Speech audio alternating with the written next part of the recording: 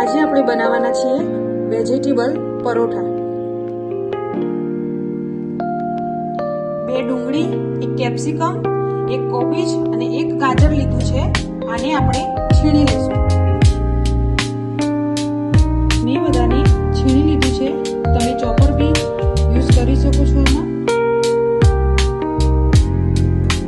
ત્યાર પછી કઢાઈ લઈ લઈશું। તેમાં આપણે 1 ચમચી જેટલું તેલ લઈ લઈશું। તેલ ગરમ થઈ જાય ત્યાર પછી આપણે મરચાં એડ કરી દઈશું।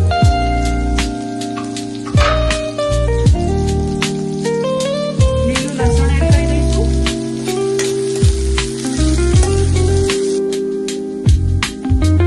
ત્યાર પછી આપણે ડુંગળી એડ કરી દઈશું।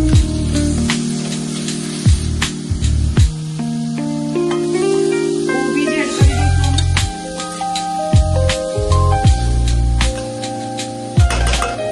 ત્યાર પછી આપણે કેપ્સિકમ અને ગાજરને એડ કરી દઈશું।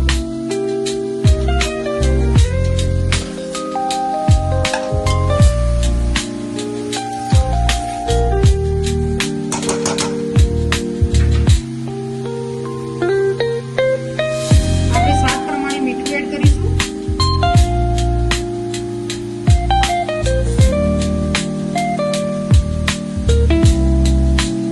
એક ચમચી જેટલું લાલ મરચું,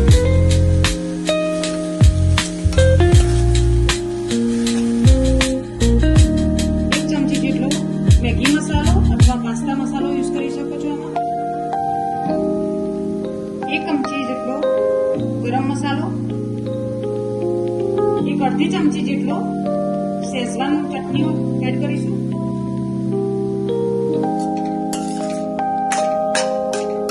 આ બધાને આપણે મિક્સ કરી લઈશું।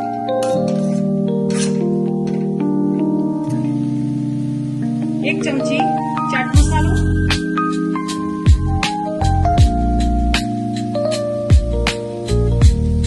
બધાને મિક્સ કર્યા પછી આપણે ધાણા એડ કરી દઈશું। ત્યાર પછી આપણે ગેસને બંધ કરી દઈશું। હવે આપણે આને ઠંડો થવા દઈશું। ત્યાર પછી આપણે ઘઉંનો લોટ લઈ લઈશું। તમે તમારી ક્વોન્ટિટી પ્રમાણે લોટ લઈ જઈ શકો છો। મેં અહીંયા 2 વાટકી લોટ લીધો છે।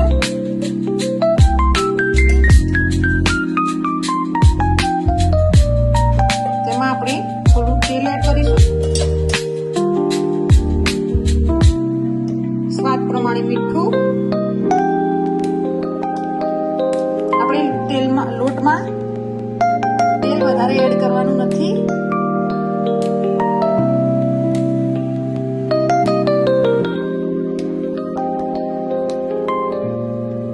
થોડું થોડું કરીને આપણે પાણી એડ કરીશું।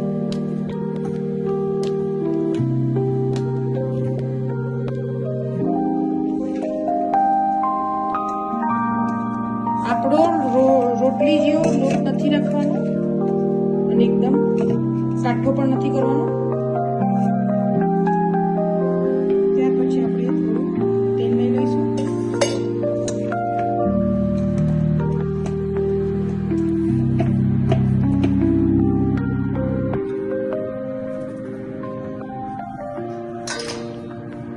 અને આપણે રોટલી જેવી રીતે વણી લઈશું।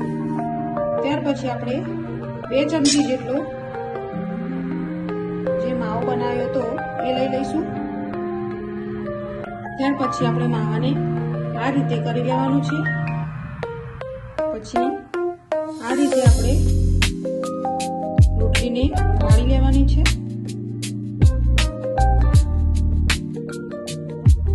ત્યાર પછી આપણે આને પલટાવી લઈશું અને થોડું થોડું હલકા હાથે વેલણો ફેરવી દઈશું। ત્યાર પછી આપણે થોડું તેલ લગાવી લઈશું। તવી ગરમ થાય એટલે આપણે પરાઠાને મૂકી દઈશું। થોડું થોડું તેલ એડ કરી દઈશું આમાં ઉપર।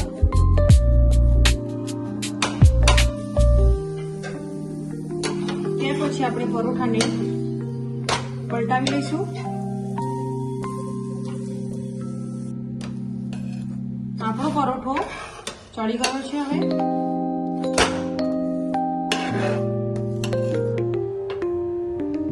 આપણો પરોઠો તૈયાર થઈ ગયો છે.